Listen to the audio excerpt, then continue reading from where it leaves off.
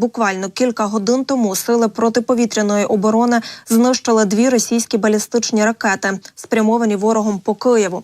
Уламки впали у Печерському, Солом'янському та Дніпровському районах.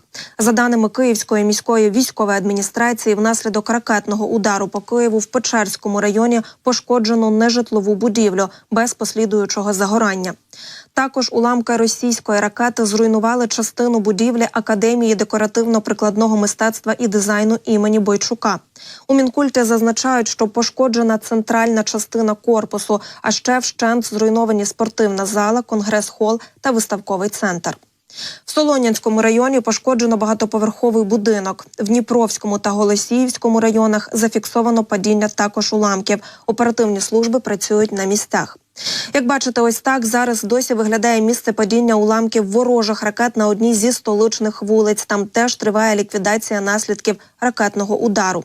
А от інформація про потерпілих з'ясовується та уточнюється. Та станом на цю мить вже відомо про 10 постраждалих у Печерському районі столиці. 2 з них були госпіталізовані. Наразі в лікарні залишається 1 постраждала. Другу, це 16-річну дівчину, вже виписали. Іншим постраждалим медики надали допомогу на місці. Тим часом рятувальники все ще продовжують розбирати завали зруйнованої будівлі. Про це повідомив міський голова Києва Віталій Кличко. Також він додав, що дані оперативного зведення оновлюються буквально щохвилини та уточнюються. Тож залишайтеся з 24 каналом і, звісно, підписуйтеся на наш YouTube-канал, щоб залишатися у вирі всіх новин та якісної аналітики. І буквально щойно з'явилася інформація, що сьогодні, 25 березня, Російська Федерація використала свою найновішу ракету СМ-22 «Циркон» для удару по Києву. Про це повідомляє Defense Express. І це вдруге публічно відоме використання цієї ракети після невдалої спроби атакувати нею Київ ще 7 лютого.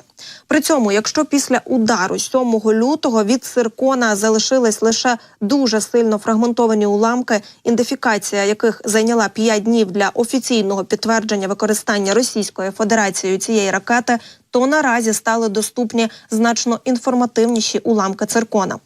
Вони дозволять провести глибший аналіз, дати точну відповідь на тип двигуна, систему наведення, використані матеріали тощо.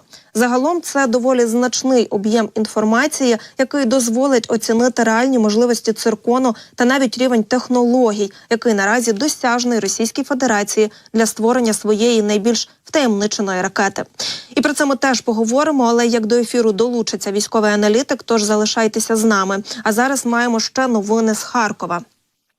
Там після масштабної атаки росіян на енергосистему міста ще 22 березня нарешті вдалося запустити роботу метро.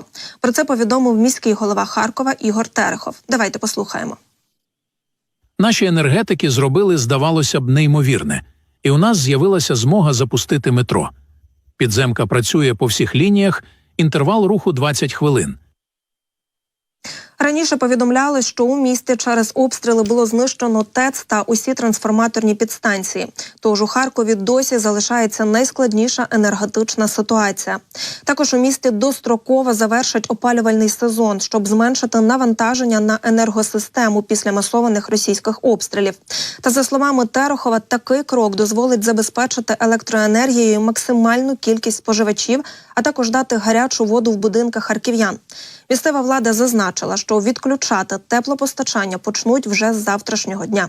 Я нагадаю, у Міністерстві енергетики також повідомили, що в Харкові ситуація з живленням залишається складною. Там працюють графіки погодинних відключень. І понад 215 тисяч споживачів досі залишаються без світла. Тим часом українські військові відбили 25 атак противника на Новопавлівському напрямку, утримали позиції та відбили штурми окупаційних військ на Херсонському напрямку. Ракетні війська уразили 3 артилерійських засоби противника, а протягом минулої доби відбулося аж 60 бойових зіткнень. Загалом протягом минулої доби ворог завдав 33 ракетних та ще 70 авіаційних ударів. Здійснив 91 обстріл з реактивних систем залпового вогню по позиціях наших військ та населених пунктах.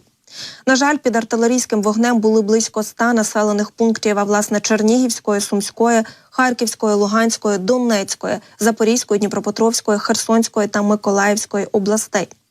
Щодо ситуації на різних ділянках фронту, так на Сіверському та Слобожанському напрямках противник зберігає військову присутність у прикордонних районах, проводить диверсійну діяльність з метою недопущення перекидання наших військ на загрозливі напрямки, нарощує щільність мінно-вибухових загороджень вздовж державного кордону.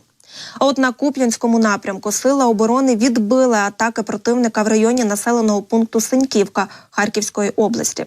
В свою чергу на Лиманському напрямку нашими воїнами відбито 8 атак противника в районах населених пунктів Білогорівка Луганської області та Ямполівка Веселе Донецької області, де ворог за підтримки авіації намагався прорвати оборону наших військ.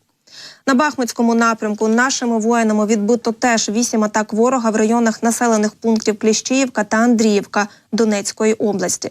А на Авдіївському напрямку нашим захисникам вдалося відбити 10 атак ворога в районах населених пунктів Бердичі, Первомайська Донецької області. Ну і на Херсонському напрямку ворог не відмовляється від наміру вибити українські підрозділи із плацдармів на лівобережжі Дніпра. Так, протягом минулої доби ворог здійснив безуспішну атаку на позиції наших військ.